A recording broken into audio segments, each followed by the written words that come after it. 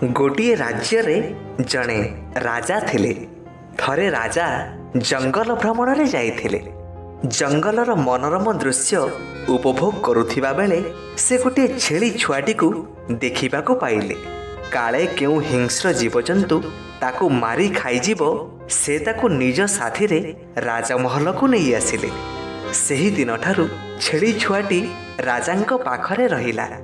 राजा खूब आदर जत्न रे छेली छुआटी को पालिले। धीरे धीरे छेलीटी बड़ हेबाकू लागिला। थरे राजा प्रातः भ्रमण रे बाहरुथिले। नजर पड़िला छेली उपरे। छेलीटी पाखरे थिबा घास बिड़ारू घास खाउछि। पुणी फेरिला बेलकू नजर कले छेलीटीर पाटी चलीछि। तापरे राजांकर मनरे प्रश्न आसिला। छेलीटीर खाइबा छड़ा अन्य कौनसी काम नाही। दिन तमाम किछि ना किछि खाइबारे व्यस्त। तांक मनरे कौतूहल जागिला। से दिन परीक्षा करबाकू जाई छेली मुहरे सबु समय खाइबाकू किछि ना किछि आहार जोगई देले। ओ संजरे देखिले जे छेलीर पेट टुलटुल। भाबिले या परे छेली आउ गोटे भी घासपत्र खाइबाकू इच्छा करिबो नाही। परीक्षा स्वरूप छेली मुहरे कौलिया दुब घासर बिड़ाटे देले। हेले ए कौन? छेलीटी ताकू भी बड़ आग्रहर सह खाउछि। राजांकू गोटे अजुबा प्रश्न मिलीगला। से तांको राज परिसरर विद्वान मंत्री मानंकू पचारिबाकू भाबिले ओ परदिन राजसभारे सेही प्रश्नटी रखिले ओ समस्तंकू परास्त करी शेषरे उत्तर भी कहिले ओ सारा राज्य रे घोषणा कले जिए तांको छेली को दिन तमाम चरई ता पेट भरीदेव ताकू 1 लाख स्वर्ण मुद्रा प्रदान कराजिबो। छेलीर पेट पूरीछि कि नाही राजा निजे संजको परीक्षा करिवे। जदि केही बाजी रे हारे तेबे से राजांक पाखरे बिना पारिश्रमिक रे मास जाक खटिबो। ए कथा सुनी अनेक लोक आसिले। राजा जण जण करी समस्तंकू सुजोग देले। लोके छेलीटी को दिन तमाम पेट भरी चरई आनंदी। संजकू राजा परीक्षा करंती।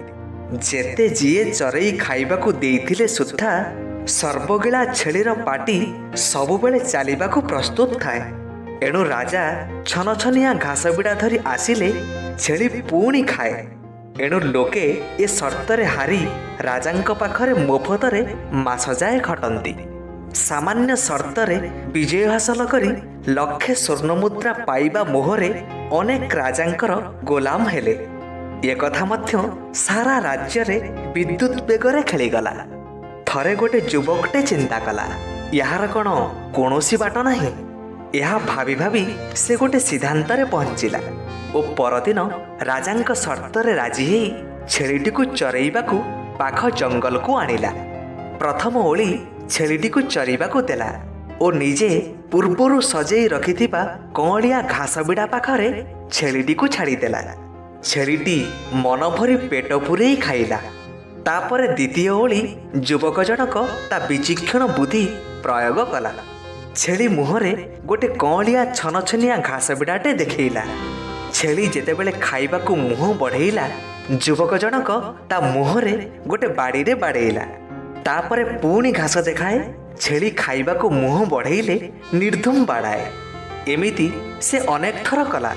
छेलीटी डरीगला ओ बुझीगला घास बिड़ा खाइबाकू मुह बढ़ेइले ताकू माड़ होउछि। एणु से आउ घास बिड़ा देखिले पाख पशिला नाही। एथर संज हबाकू आउ किछि समय थाए।